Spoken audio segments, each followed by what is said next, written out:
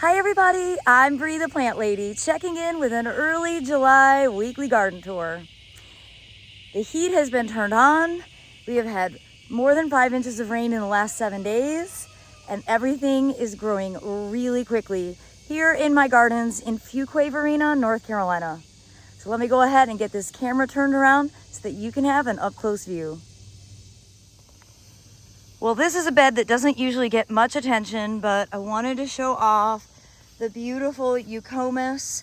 This is sparkling burgundy, but in dense shade because, see it's here planted under a live oak. And when I originally planted these, this was full sun, but it's definitely a full shade, very dry border now. They don't have as much color as they would in full sun. However, they bloom really well, and as you can see, the pollinators absolutely love their blooms. And the rest of this border, there's not a whole lot to talk about. At this time of year, it kind of comes and goes with interest. There's always weeding to be done. I've got a lot of weedy trees that pop up. In fact, I'd say sweet gum and oaks are my main weeds. That's because the whole woodland swamp is nothing but sweet gum. And then I've got all these oak trees, and you can see I've got oak seedlings scattered everywhere. The oaks are much more difficult to get out. Well, hopefully you watched all the videos that I posted last week of getting the front beds replanted. It was very exciting. And I'm thrilled to show you germination already. There's a fair amount of buckwheat that's self-seeding. I didn't sow any buckwheat, but I do have pumpkins germinating, which is the main thing that I'm aiming to have established in here for the summer. These are Seminole pumpkins, and they will grow enormous. They will be a perfect ground cover. Big, bold leaves. Deer leave them alone. They're squash vine borer resistant. They don't get powdery mildew. It's like checking off all the boxes.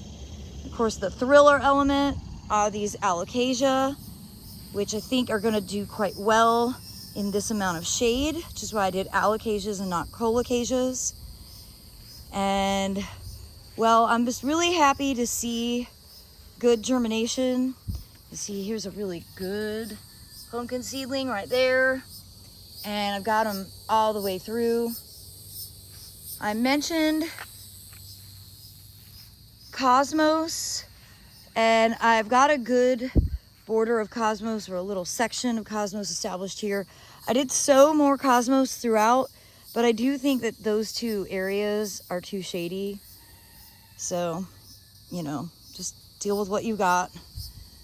And this sunny section, I did put in some panicums here and seeded in more pumpkins and did a bunch of zinnias and stuff. So with any luck, this border is actually going to look like something we're seeing for the fall open garden. And I wanted to give you an update on under this giant live oak that all those carex that I transplanted from next door have settled in quite well. Everything is looking good. This is a really dry, shady area.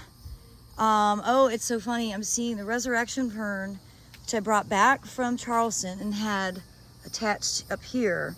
It's fallen off, and it's on the ground, and it's alive. So I'm just gonna leave it.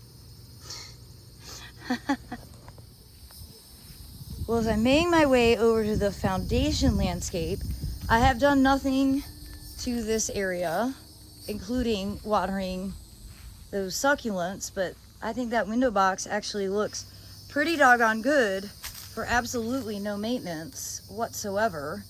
Yes, it would look better if I was watering it regularly, and I think the deer are actually eating it. They are, because this was like a huge thing. Yeah, the deer are eating it. That's why there's an open space, because I wouldn't have planted open space. There is literally no end to what the deer will eat. Oh my gosh.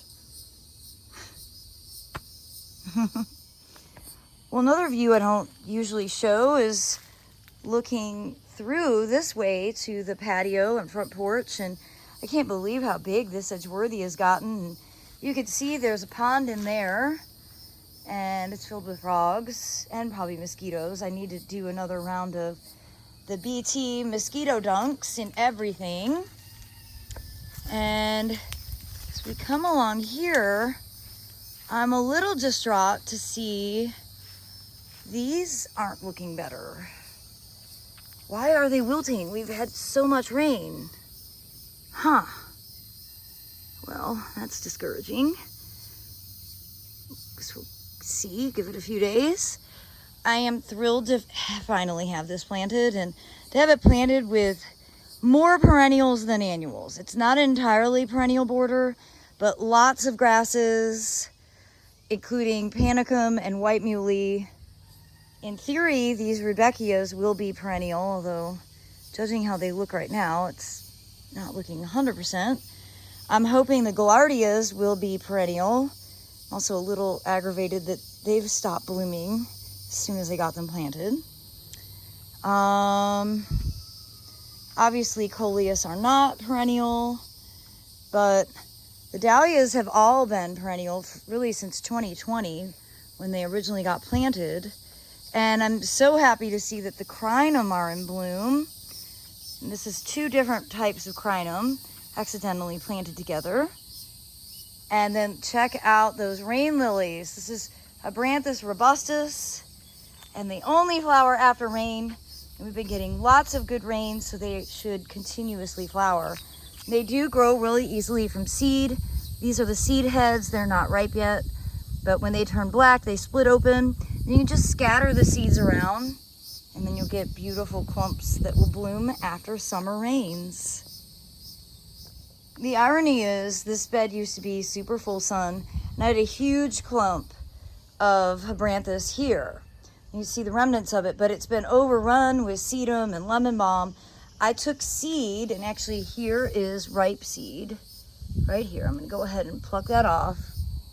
You see it's wet from the rain, but you could literally just scatter the seed like in a spot just like that, and that will ultimately result in a clump just like that big one that I just showed.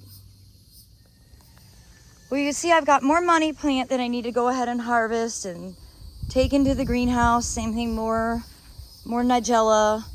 And I'm really happy to see these rudbeckia, which are similar to the ones out front, are still blooming. These have been perennial and they've self-sown. And that's what I'm aiming to have happen with those new ones that I just installed. So hopefully they will recover. I like this double one a lot. I really like this double one. And it's a bit past its prime, but you can see it's a really attractive flower. It's not too big, and tons of pollinator activity, not only on it, but also on the eucomis that are planted behind it. And this south-facing property border is looking good.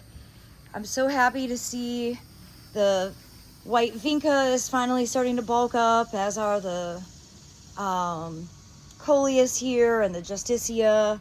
Got okra germinating.